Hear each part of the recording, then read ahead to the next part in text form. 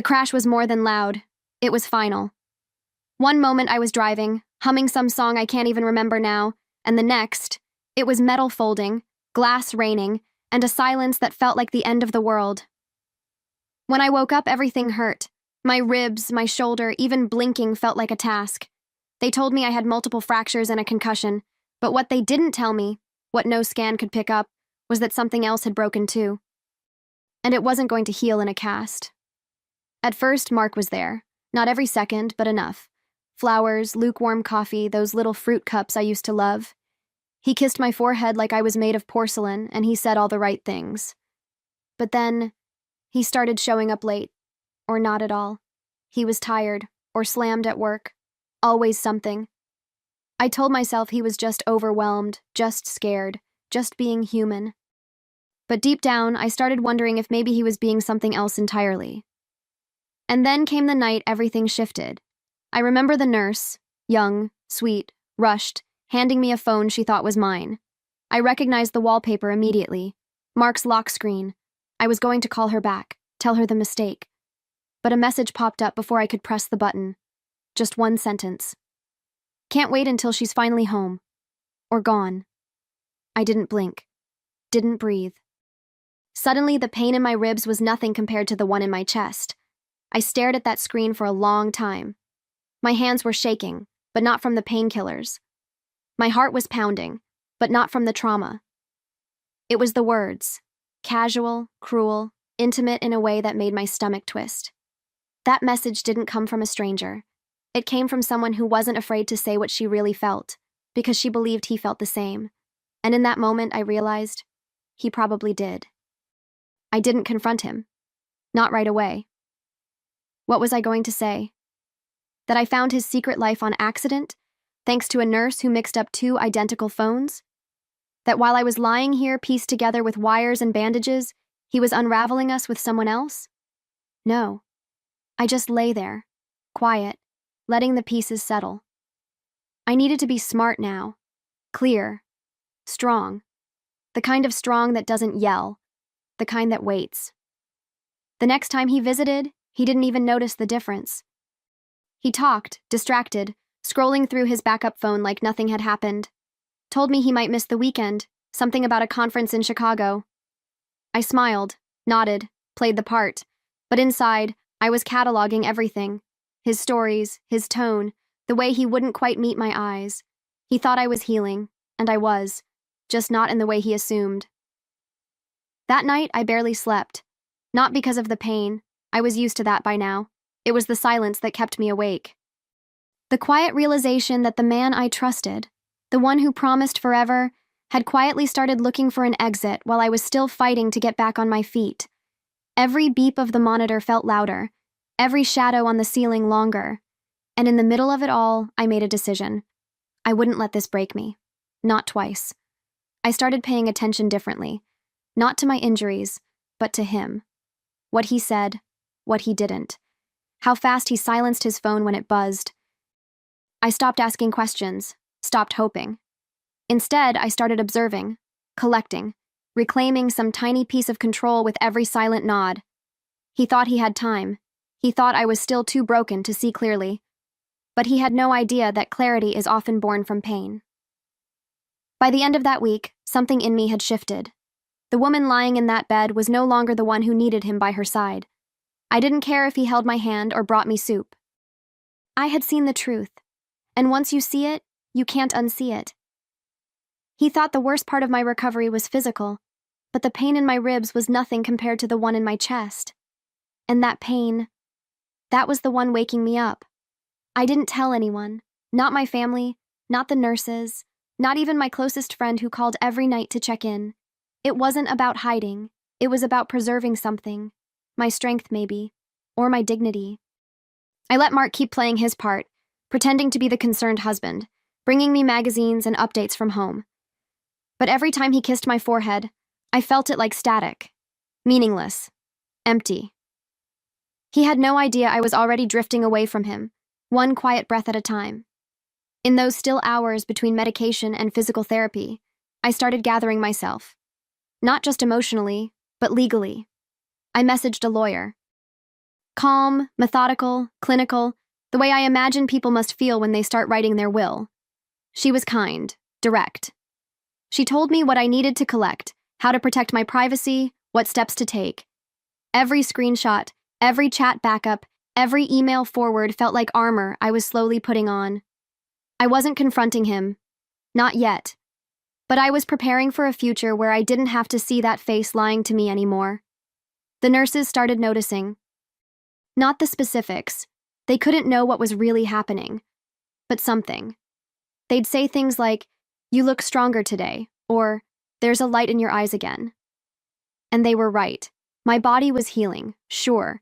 The bruises were fading, the swelling was going down. But that wasn't it. What was really changing was something deeper. A quiet, sharp sense of self I thought I'd lost. I wasn't just recovering. I was remembering who I was before I ever needed someone like him. It's funny how pain can sharpen your vision. I started seeing things with a kind of clarity I hadn't felt in years. I'd lie there in that stiff hospital bed, sunlight filtering through the blinds, and think about how far I'd let myself drift. How many times I'd excused the late nights, the cold silences, the missing warmth. I used to call it marriage. Now, I saw it for what it was. Erosion. Slow, silent, and devastating. But here's the thing about erosion. It reveals what's underneath. And I was still here. Every small victory started to matter. I celebrated the way I could finally sit up on my own, or take a few steps without gripping the rail. But the real victories were invisible, like the night I changed all my passwords, or the moment I signed the authorization for my lawyer to move forward. Each click, each step was a quiet declaration. I'm not just healing, I'm reclaiming my identity, my choices, my peace. Mark still came by, though not as often. And when he did, I let him talk. I listened to his rehearsed stories, his phony concern. He didn't know I was already 10 steps ahead, that I'd memorized his patterns, tracked his lies, and set my boundaries without saying a word. I didn't need to scream to be powerful. I just needed to be ready. And with every passing day, I was. The silence between us wasn't empty anymore. It was loaded. There was one evening I remember vividly. A nurse came in to change my bandages, and as she worked, she said, "You're different now, stronger." I didn't say anything at first, but I felt it, deep in my chest. It wasn't about strength like lifting weights or walking laps. It was something quieter. Like I'd stopped asking for someone to save me and started trusting myself to stand. There's a power in stillness, I realized. In waiting, watching, choosing when and how to rise. I began to write again, just notes on my phone at first. Not for anyone else, just for me. Fragments of thoughts, observations, memories I didn't want to lose. Writing made me feel real again.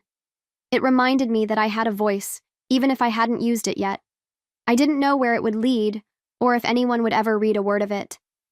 But it felt like planting something, like hope in soil that had been scorched. By the time the doctors mentioned discharge, I was ready in more ways than one. My body still ached, sure, but the pain no longer ruled me. I had learned how to sit with it, listen to it, and move anyway. I smiled politely when Mark texted, "Can't wait to bring you home," and I replied, "Me too." But what I meant was something else entirely, because every step toward recovery was also a step away from him. The first time I mentioned leaving him out loud, it wasn't to a friend or a lawyer. It was to my therapist, in the middle of a session where we were supposed to be talking about my mobility goals. I looked her dead in the eye and said, "When I leave this hospital, I'm not going back to my husband." She didn't flinch. She just nodded, like she already knew, like she'd been waiting for me to catch up with myself. From that point on, everything felt sharper, more intentional. I wasn't just doing physical therapy to walk again. I was training to walk out. Each stretch, each painful bend, felt like a step toward freedom. The exercises were hard, but they gave me focus. And with every session, I grew more certain. I wasn't going back to the woman who accepted half love. I was walking into a version of myself that didn't beg, didn't settle, didn't shrink. I called my lawyer the same day, told her the timeline. I wanted the divorce papers ready for the day I left the hospital. She paused for a second, just to make sure I meant it, and I did. I wanted precision. No drama, no explosion. just a clean, undeniable line between who I was and who I was becoming. We set a date. I hung up the phone, and for the first time in weeks, I exhaled like I meant it. I started visualizing it, the moment I'd leave, not just physically, but emotionally. I pictured myself dressed in something simple but strong. No fanfare, just me, upright, steady, calm. The woman who came in on a stretcher wasn't the one who'd walk out, and that image, it fueled me. Every early morning stretch, every wobbly step down the hallway became a rehearsal. Not for revenge, but for release. I wasn't plotting to hurt him. I was planning to set myself free. There was something empowering about how quiet it all was. No shouting, no ultimatums, no dramatic confrontations, just emails, signatures, dates. A nurse asked why I always seemed so focused during recovery, like I had somewhere to be. I smiled and said, I do. Because I did. I had a destination, not an address, a state of mind. I wasn't just healing my body. I was cleaning house, mentally, emotionally, spiritually. Mark kept texting, more frequently as if he sensed something was off. Do you need anything? Want me to bring your favorite sushi tomorrow? I responded like everything was fine, because that was the plan. Keep him blind. Let him think I was still the version of me that clung to hope. But every word I typed was a countdown. He had no idea that while he was checking off errands, I was crossing off a marriage. The day before discharge, I reviewed everything one last time. The paperwork was perfect. My lawyer had prepared the documents just the way I wanted. No drama, no mess, just truth in black and white. I even chose the envelope myself. Heavy stock, clean, final. I gave it to the head nurse with a quiet instruction. When he arrives tomorrow, please hand this to him before he sees me. She looked at me, curious, then nodded. No questions, just respect. I went to bed early that night, not because I was tired, but because I wanted to wake up ready. I laid there, staring at the ceiling, heart beating slow and steady. There was no fear, no second guessing, just a sense of quiet certainty that this was mine to do, mine to choose, mine to end. The hospital room, once a place of pain and uncertainty, now felt like a launch pad, and tomorrow I would finally rise. He thought I was coming home. That we'd drive away in silence, maybe stop for takeout, pretend nothing had changed. But what he didn't know, what he couldn't possibly imagine, was that 2 deliveries were scheduled that day. One, my medical discharge. The other, his reality check. I woke up before sunrise. There was this strange stillness in the room, like the air itself knew something was ending. I slid out of bed without calling the nurse, slow and careful, testing my balance. My legs were shaky, but they held me. I stood there for a moment, alone, in that ugly hospital gown, and let it sink in. I was upright, I was steady, I was done. Not just with recovery, with pretending, with him. I took my time getting dressed.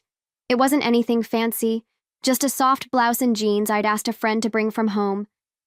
But I remember how it felt to button each one of those tiny buttons with hands that had once been too weak to hold a spoon.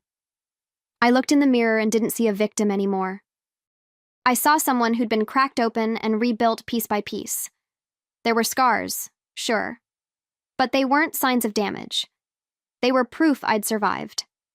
By noon, I was at the front desk with my discharge papers in hand, heart calm, face composed. The nurses smiled at me with that mix of pride and quiet awe. They knew, not the details, but the energy. Something had shifted. I thanked them all, hugged the few who had become my anchors, and waited in the lobby, not for him, but for the moment. The moment where the truth would finally meet the lie, and I'd no longer be the one in the hospital bed. I saw his car pull up from the glass doors.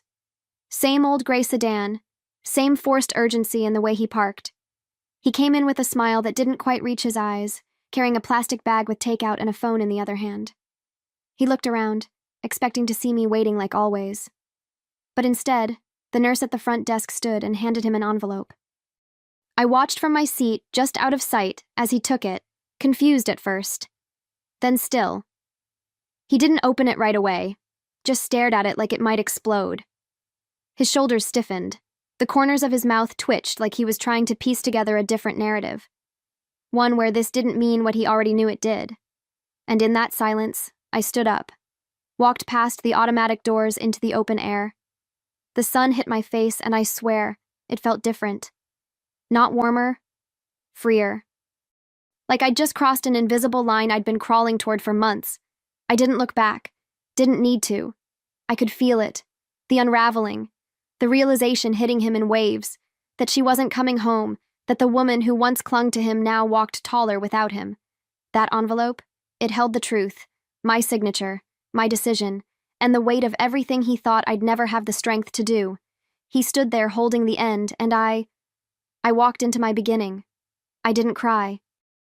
Not then, not later. There was no breakdown, no final plea, no dramatic goodbye, just the sound of the hospital doors closing behind me and the feeling of my own breath. Steady, sure, mine. I didn't need a scene. I didn't need closure from him.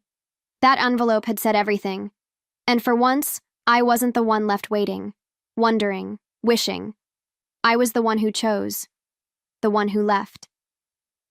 I took a cab, not home, but to a small apartment I'd rented with the help of my lawyer. It wasn't much, just a few pieces of furniture, clean sheets, and a quiet I hadn't known in years. But it was mine. Every corner felt like possibility. I stood in the center of that tiny living room and laughed, not because it was funny, but because it felt like breathing for the first time. No pretending, no walking on eggshells, just me. I unpacked slowly, one item at a time, like laying bricks in a new foundation. A sweater here, a book there, each one a choice, a declaration. I wasn't escaping. I was arriving.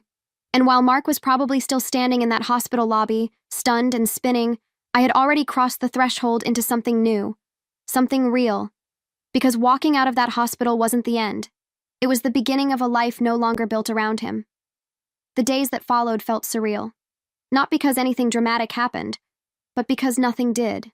No pleading texts, no surprise visits, just silence. And honestly, it was the most peaceful sound I'd heard in years. My new apartment was small, sure, but it breathed. The windows let in morning light. The kettle whistled. The floor creaked when I walked barefoot. Every detail felt like a quiet promise that life could be soft again. I started building a new rhythm. Slow mornings with hot coffee. A short walk around the block, still careful with my steps. Cooking meals just for me. Not asking anyone what they wanted. Not tiptoeing around someone else's moods. It was strange at first, but it didn't take long before that strangeness turned into freedom. Friends who used to envy my perfect marriage now called to say they admired my courage. Funny how truth always finds its way to the surface. And then one evening, I got a message from a friend who'd been following my recovery journey. "You should tell your story," she said. "It would help people." At first, I brushed it off. I wasn't looking to be anyone's inspiration. But the thought lingered. What if there were women out there just like me, stuck in quiet pain, thinking they had to stay? That night, I opened my laptop, took a deep breath, and hit record. I didn't plan anything fancy. No lighting setup, no perfect script. Just me, sitting at the kitchen table in a soft sweater, with a cup of tea growing cold beside me. I told the truth. Not just the facts, but the feelings. The moments no one sees, like the ache of pretending you're okay, or the way a simple message can gut you. I spoke to the camera like I was speaking to the version of me who had once believed she had no way out. The podcast invited me on the following week. It was a small show about recovery, both physical and emotional. I figured a few people might listen, maybe message me afterward. I didn't expect the wave. Thousands of downloads, emails from strangers. Comments like, "This was my story too," and "You said what I've never been able to say out loud." Turns out when you tell the truth, the real, messy, aching truth, people lean in. The episode went viral, not because it was flashy, but because it was raw, honest, human. Mark found out, of course. Someone forwarded it to him. I'm guessing out of spite or shock, but I didn't hear from him directly. No apology, no denial, just quiet. And that silence, it felt like closure. Not the kind that comes from someone else, but the kind you give yourself when you finally stop waiting for someone to be better than they are. I named the episode "He Left Me in a Bed." I left him in a story. It felt fitting. Because in the end, that's where I left him, in a chapter I no longer needed to reread. I didn't share his name, didn't drag him through the mud. I just told the truth, and somehow, that was enough. The act of telling it, of saying it out loud, closed the door more gently than revenge ever could. It wasn't about him anymore. It was about me, finally choosing myself. People often ask me if I'd take him back if he changed, if he apologized, if he begged. But healing taught me something simple and sharp. Some doors don't need to be reopened. They need to stay closed, sealed with the lessons you earned in silence. I don't hate him. I don't wish him harm. I just don't carry him anymore. And the space where that pain used to live? That's where I planted peace. Now, every time I get a message from a woman saying, "Because of you, I made a move," I smile. Because that means I did more than survive. I transformed. I built something from the wreckage. He lost the woman who would have done anything for him, and I found the woman who finally did something for herself. No second chance, no regrets, just a life I chose, and a story that will never belong to him again.